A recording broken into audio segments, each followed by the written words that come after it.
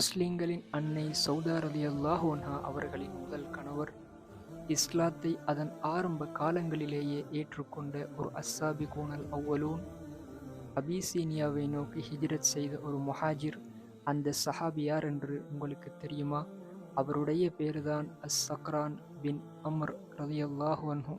இவர்கள் மக்கா நகரில் குறைஷி குலத்தில் பனு ஆமிர் இப்னு லுஐ கலையில் அம்ர் இப்னு அப்து ஷம்ஸ் ஹிபா பின் கைஸ் எனும் தம்பதிகளுக்கு அன்பு மகனாக பிறந்தார்கள். இவர்கள் சுஹைல் இப்னு அம்ர், சஹில் இப்னு அம்ர், ஹாதிப் இப்னு அம்ர், சலீத் இப்னு அம்ர் ரலியல்லாஹு அன்ஹும் ஆகியோரின் உடன் பிறந்த சகோதரர் ஆவார்கள். மக்கா நகரில் இஸ்லாமிய அழைப்பு மிக இரகசியமாக இருந்த அந்த ஆரம்ப காலத்திலேயே ஒரு முன்னோடி முஸ்லிம்களில் ஒருவராக சத்திய மார்க்கத்தை தழுவிக்கொண்டார்கள். மக்காவில் முஸ்லிம்களுக்கு எதிராக குறைஷிகளின் அடக்குமுறை உச்சத்தை அடைந்த போது தமது ஈமானை பாதுகாக்க ஒரு தியாக பயணத்தை மேற்கொண்டார்கள். தனது மனைவி சௌதா பின்த் ஜம்ஆ ரலியல்லாஹு அன்ஹா அவர்களுடன் இணைந்து இரண்டாவது ஹிஜ்ரத் குழுவோடு கடல் கடந்து அபிசீனியா நோக்கி பயணமானார்கள். அபிசீனியாவில் தஞ்சம் புகுந்த இந்த தம்பதியினருக்கு அப்துர்ரஹ்மான் என்ற ஒரு மகன் பிறந்தது.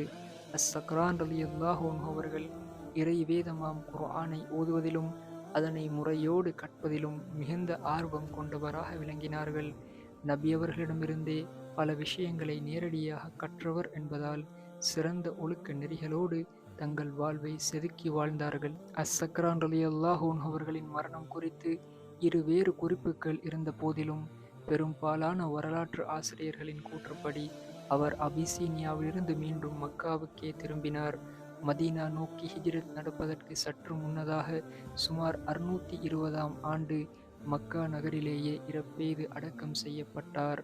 இவரது மரணத்துக்கு பிறகு அன்னை சௌதா ரலியல்லாஹு அன்ஹா அவர்கள் அன்பு நபி அவர்களை மணந்தார்கள். இதுதான் ஆரம்ப காலத்திலேயே சத்தியத்தை சுமந்த மனைவியுடன் ஈமான்